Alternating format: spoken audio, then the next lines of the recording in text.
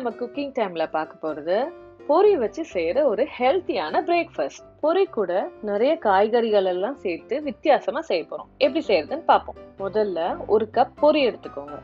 எடுத்துக்கிட்ட பொரிய மிக்ஸி ஜார்ல போட்டு பவுடரா அரைச்சுக்கோங்க. இந்த மாதிரி அரைச்ச அந்த பொரி கூடவே அரை கப்பு கடலை மாவு போட்டுக்கோங்க. 1/4 கப்பு தயிர், சின்ன சின்னதா வெட்டி வச்சிருக்கிற இஞ்சி துண்டுகளை போட்டுக்கோங்க. அதுக்கப்புறம் 2 பச்சை மிளகாய் உங்க காரத்துக்கு ஏத்த அளவுக்கு. இது கூட ஒரு 1/4 கப்பு மட்டும் தண்ணி ஊத்திக்கோங்க. எல்லாத்தையும் சேர்த்து அரைச்சதுக்கு அப்புறமேட்டு இந்த மாதிரி மாவு பதத்துக்கு வந்துடும். இப்ப நம்ம இதை ஒரு பவுலுக்கு டிரான்ஸ்ஃபர் பண்ணிடலாம். முதல்ல உங்களுக்கு தேவையான அளவு உப்பு சேர்த்துக்கோங்க. ஏற்கனவே பச்சை மிளகாய் சேர்த்துக்கனால 1 டேபிள் ஸ்பூன் மிளகாத்தூளும் 1/2 டேபிள் ஸ்பூன் மிளகுத்தூளும் சேர்த்துக்கோங்க.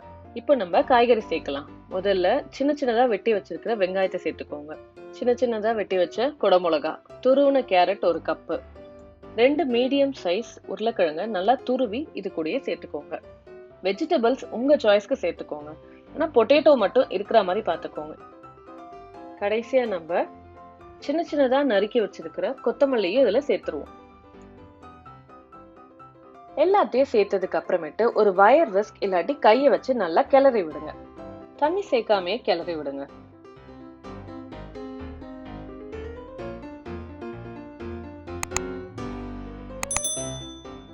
இந்த கன்சிஸ்டன்சி வரும்போது நீங்க எடுத்து வச்சிடுங்க. இப்போ நம்ம அடுப்புல பேன் எடுத்து வச்சு சூடானதும் எண்ணெய் ஊத்தி அதை நல்லா எல்லா பக்கமும் ஸ்ப்ரெட் பண்ணி விடுங்க. எண்ணெய் நல்லா காஞ்சதுக்கு அப்புறமேட்டு சின்ன சின்னதா தோசை ஊத்துற மாதிரி ஊத்துங்க. ஊத்திட்டு ரொம்ப ஸ்ப்ரெட் பண்ணி விடாதீங்க. இது நீங்க நான்ஸ்டிக் தவாலையும் பண்ணலாம்.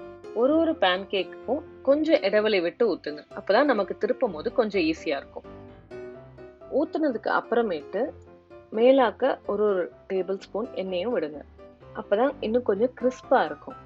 நம்ம நிறைய காய்கறி எல்லாம் சேர்த்திருக்கோம். அதெல்லாம் வேகிறதுக்காக ஒரு நிமிஷம் போல மூடி வச்சுட்டு அதுக்கு அப்புறமேட்டு திருப்ப ஆரம்பிங்க. ஸ்டவ்வை லோ ஃப்ளேம்லயே வச்சுக்கோங்க. ஒன்னொன்னுத்தையும் பொறுமையா திருப்புங்க. 2 பக்கமுமே இந்த மாதிரி பிரவுன் கலர்ல ஆனதுக்கு அப்புறமேட்டு நீங்க இதை தட்டுக்கு மாத்திடுங்க. இது ரொம்ப ஈஸியான ரெசிபி தான். வீட்டுல இருக்கிற பொருட்கள் வச்சே நம்ம செஞ்சிடலாம். அதுவும் இல்லாம இது ரொம்ப ஹெல்த்தி கூட. நிறைய காய்கறி சேர்த்திருக்கோம். அவ்வளவுதான், puffed rice pancake ready. இதை உங்க வீட்டுல ட்ரை பண்ணி பார்த்துட்டு உங்க ஃபீட்பேக்ஸ் அண்ட் சஜஷன்ஸ் ஏதாவது இருந்தா எங்க கமெண்ட் செக்ஷன்ல கமெண்ட் பண்ணுங்க. Hope you enjoyed. Thank you for watching.